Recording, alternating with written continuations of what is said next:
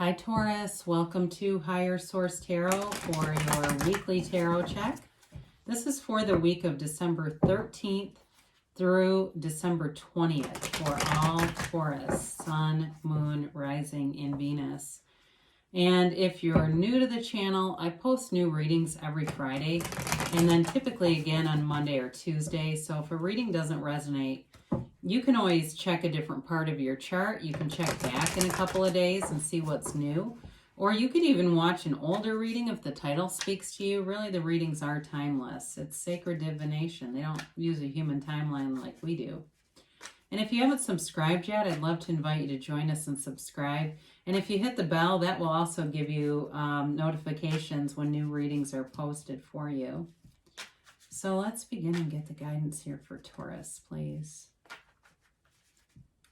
What does Taurus need to know? What messages do you have for Taurus? Sun, Moon, Rising, and Venus. Okay.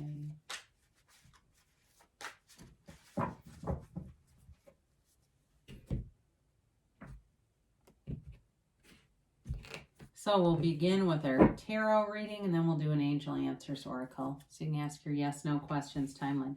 All right, you start off here with the Seven of Swords and the Ace of Swords and the Knight of Swords. Whoa, and the Tower. And whoa, let's see what's going on here. You've got the Knight of Pentacles, the Seven of Wands, the Four of Swords, and the Temperance. Well, I actually love the ending of this. Well, you've got a conflict with somebody, and what I got in the reading is you're going to tell them to go to hell. I don't know who this is, but I feel like you catch somebody in a lie here. And it's a wake-up call or a very rude awakening, okay? So I feel like it's more the wake-up call may be for them, but it may also be for you. So, you know, be vigilant right now, Taurus, in terms of watching your checking account. If you don't get automatic emails or texts whenever somebody accesses your account, be aware of that kind of stuff. And I'm not trying to make anybody paranoid, but those are things, especially this time of year, where people are just very soft targets for things. So be aware of that. But also I do feel like on a more day-to-day basis, the Seven of Swords represents someone who lies, someone who talks about you, and someone who in general doesn't think things through very well. So this is like the kind of person that talks about you to your best friend. And I don't know really if they're too stupid to figure out that it's going to get back to you, or they do it intentionally, kind of as a passive aggressive twist on things. But again, if it's somebody at work too, that also could be possible. I think it's going to get them in a lot of trouble, and especially if it's been a long time coming. So be vigilant, because with the Seven of Swords, sevens are victory and success in the tarot. So you also have the Seven of Wands here. So with the Seven of Swords, you've got the energy and the alignment to step around whatever this is. So it's not like it's going to take you down. But the Seven of Swords, the part of it with this this card in the tarot in the deck is a cautionary, but it's giving you warnings so that you can kind of prepare yourself and see it coming. Especially if you don't know what this is, or you go, no, I know who it is, then they may be up to their old tricks. But with the Ace of Swords here, I haven't really gotten into who's here, have I? So you've got a lot of air in this: Aquarius, Gemini, Libra. So it could be a Gemini in this. I do get that, all right? And I like Geminis. I think they're hilarious, but some of them do not know when to shut their mouths.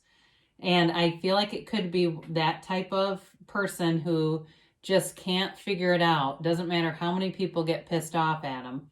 You also have Sagittarius here. You've got fire and you have earth, all right? So with this Ace of Swords, it's clarity of thought. And it's also about you setting a new goal, though. So for some of you, I actually like to see this with the Knight of Swords, because it's like full speed ahead.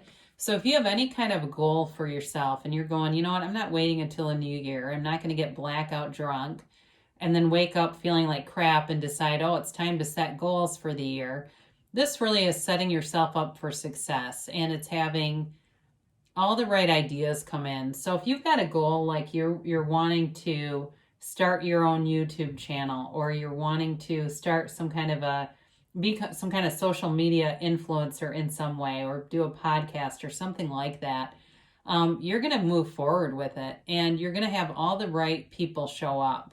And that's a lot of the key to alignment, is having that perfect timing, it feeling like you just by coincidence meet all the right people. I wrote a book, and I'll keep this short, but I went to a shower. I did not want to go to a baby shower, and I met a woman there who had written a book. I found out she worked where I do, and she was having the book published like that month. So she had it on her phone and was showing me all this stuff, and she became a great mentor to me.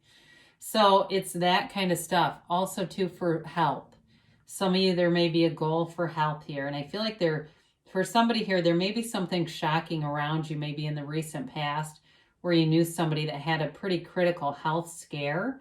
And this gets you in that mindset of, you know what, I've got to get some things under control here. So especially if there's cholesterol or high blood pressure, I got that. And I don't know if somebody's using like one of those cuff things to take their blood pressure. But with the Knight of Swords showing up, it's movement forward, it's communication forward. So with the Seven of Swords, I mentioned, I feel like there may be a conflict here coming, an exchange of words.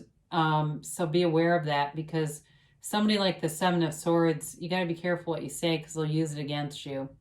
So be aware of that. But and sometimes we just say, I'm not going to participate in this. Can't really do much with that, can you? I'm not going to do the dance. Sorry. Now, with this Knight of Swords, in terms of the Ace of Swords, though, it's really being unstoppable. So some of you may be moving yourself, like in terms of running, exercise, fitness. I see somebody doing box jumps. I think those are kind of scary, but whatever. It may be some kind of a class, but it's really breaking outside of anything you've done before.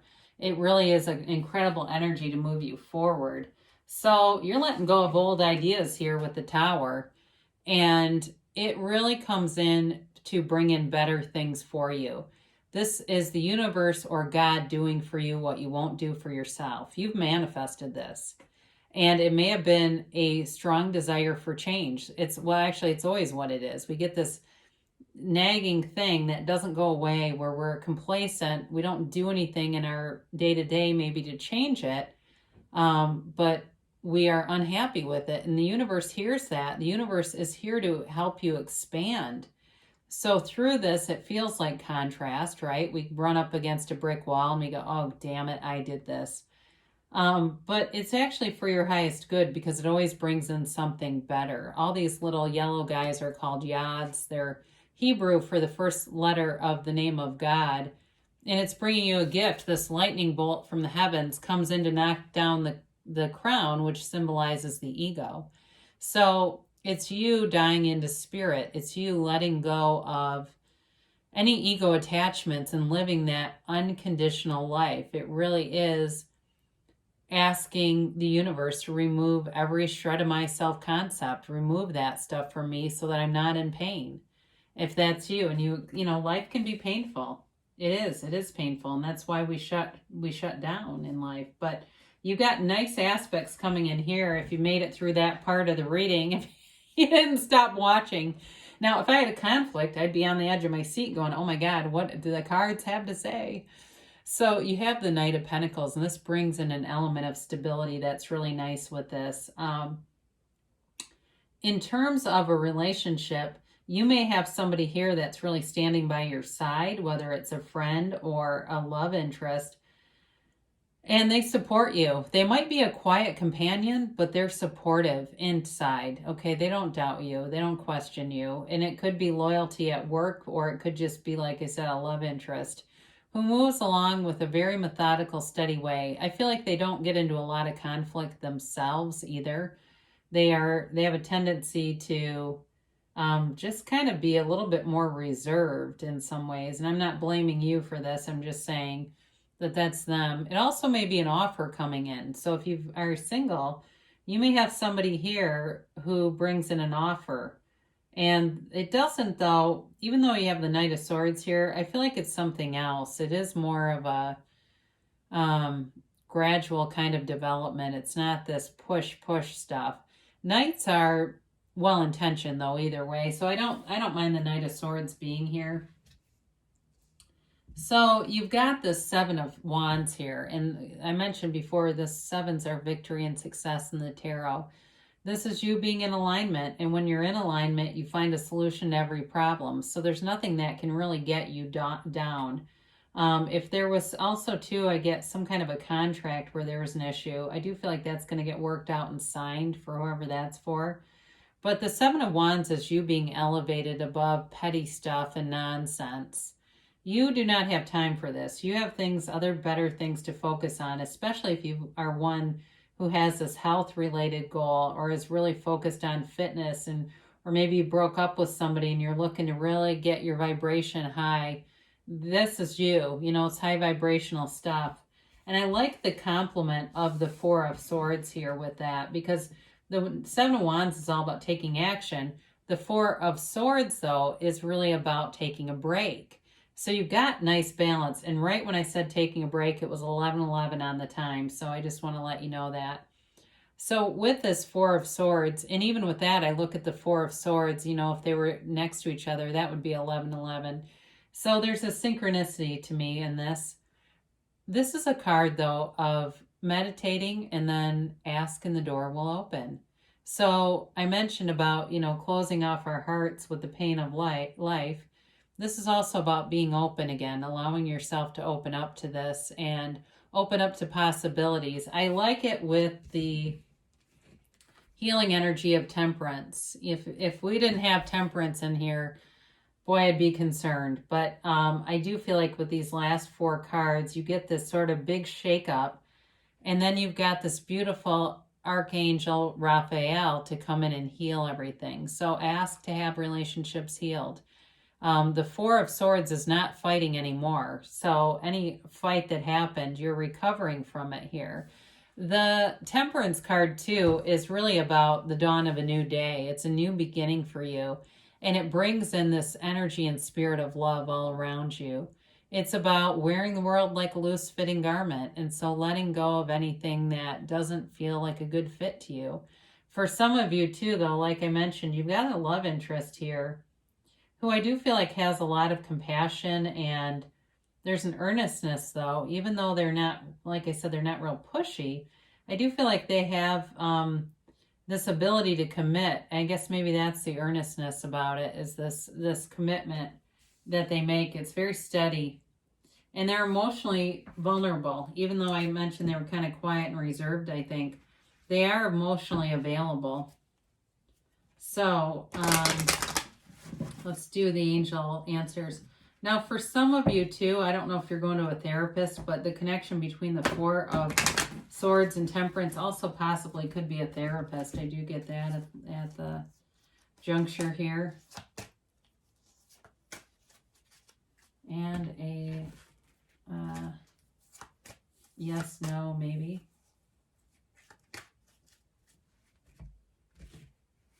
So you have here, listen to your intuition. So you're being guided. If you have a little suspicion about somebody, might be time to look into it, because there's something here trying to protect you and look out for you, especially with Archangel Raphael being here. So you've got let go. And so let go of any old ideas. The Tower shows up to really force us to do that and make us make changes when we don't want to.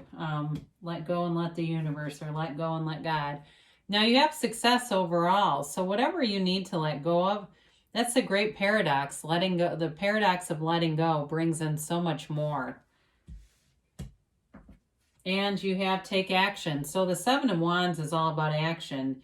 And so they're telling you, move forward. If there's something that you need to do, it's time to do it. Now, they do say there's something better. Now, when you get this, it doesn't mean that what you want is not happening. It's just telling you that there's more available to you. And so you may have your eye on something and be doing some research on something, but you're going to stumble across something even better. And that will be it's just the universe's way of bringing in more to you, because really you're, you know, you have access to unlimited potential here. It's all available to any of us. So I love you, Taurus, and I'll be back again soon.